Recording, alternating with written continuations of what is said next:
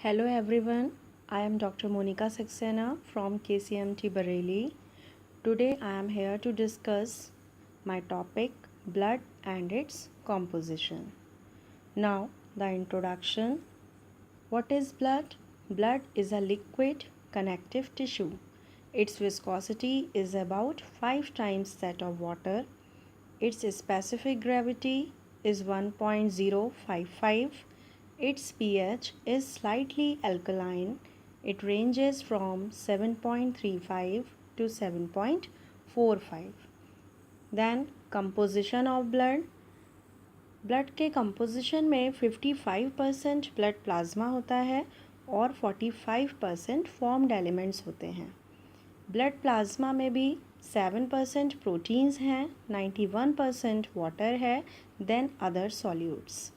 Proteins में albumin, globulin, fibrinogen, all other proteins.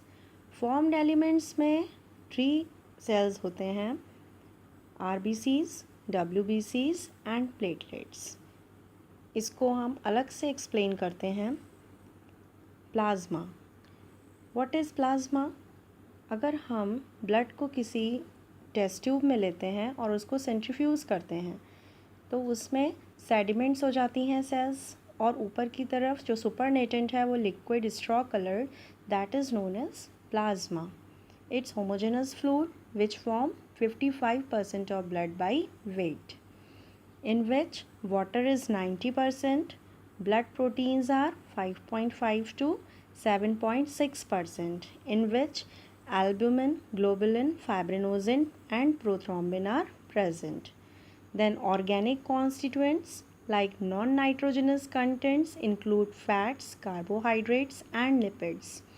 Non-protein nitrogenous contents are urea, uric acid, creatinine, ammonia, amino acids and xanthin, total 1 to 2%. Inorganic constituents are also present as calcium, magnesium, potassium, sodium and chlorides.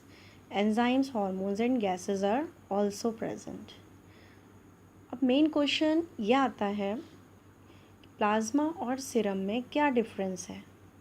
एक term है serum और एक है plasma. लोग बहुत इससे confuse होते हैं, लेकिन इन दोनों में बेसिक अंतर क्या है?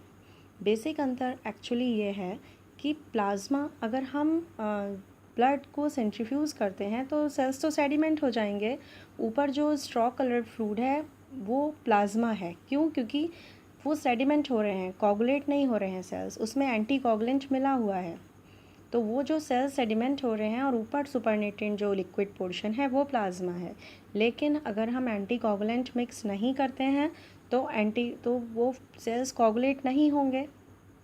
जो सेल्स अगर हम नहीं मिक्स करेंगे तो कोगुलेट हो जाते हैं, और कोगुलेट होने के बाद जो ऊपर लिक्विड बचता है वो सीरम कहलाता है.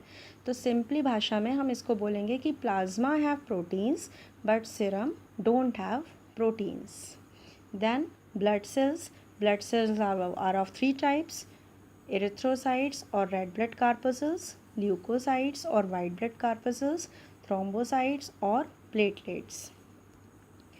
Erythrocytes are also known as RBCs, and it's a biconcave disc without nuclei, live for about 120 days. Its function is the transport of oxygen and carbon dioxide in the blood. White blood cells, ये हमारी body में 5000 से लगभग 10 to 11,000 तक होते हैं, और कुछ दिन या कुछ घंटों के लिए ये इनका लाइफ स्पन होता है.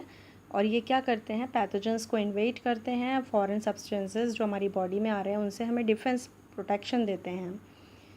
वाइट ब्लड सेल्स भी 2 तरह के होते हैं, ग्रैनुलर और ए ग्रैनुलर.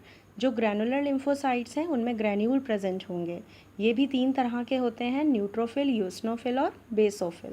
जो न्यूट्रोफिल्स हैं वो 60 to 70% तक होते हैं, और न्यूट्रोफिल्स जो होते हैं वो लगभग 2 to 5 लोब्ड होते हैं. इन्हें हम पॉलीमॉर्फो न्यूक्लियर सेल्स भी कहते हैं. देन यूसिनोफिल्स, इसमें 2 लोब्स होते हैं जो थिन स्ट्रैंड द्वारा जुड़े रहते हैं, और ये हमारे पूरे WBCs के 2 to 4% होते हैं. ऐसे ही बेसोफिल्स होते हैं. बेसोफिल्स में लगभग 2 लोब्स होते हैं, साइटोप्लाज्मिक ग्रैन्यूल्स प्रेजेंट होते हैं, and it liberates heparin, histamine and serotonin in allergic reactions. A granular leukocytes यानी इसमें ग्रैन्यूल्स नहीं होंगे। ये भी दो तरह के हैं, लिम्फोसाइट्स और मोनोसाइट्स। लिम्फोसाइट्स ये लगभग 20 से 25%, कहीं कहीं 40% भी है, प्रेजेंट होते हैं और ये स्मॉल और लार्ज दोनों तरह के होते हैं।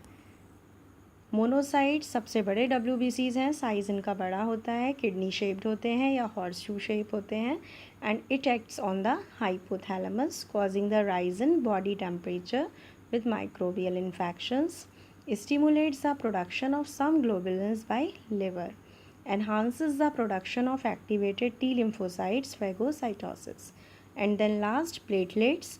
platelets ये लगभग 1.5 लाख से 4 लाख तक होते हैं, 2 to 3 माइक्रोमीटर डायमीटर होते हैं ये, एंड ये लगभग 5 से 9 दिन तक जीवित रहते हैं। It contains many vesicles but no nucleus. It forms platelet plug in homeostasis. Homeostasis means blood coagulation. Release chemicals that promote vascular spasm and blood clotting. Then functions of blood. It transport of gases, nutrients, waste products. ये defence यानी protection देते हैं हमारी body को, coagulation में help करते हैं, हमारे बॉडी टेम्परेचर और ब्लड प्रेशर को रेगुलेट करते हैं, और साथ ही साथ maintenance of water balance, acid base equilibrium, ion balance, own integrity and composition etcetera. Thank you for viewing and listening. Have a nice day.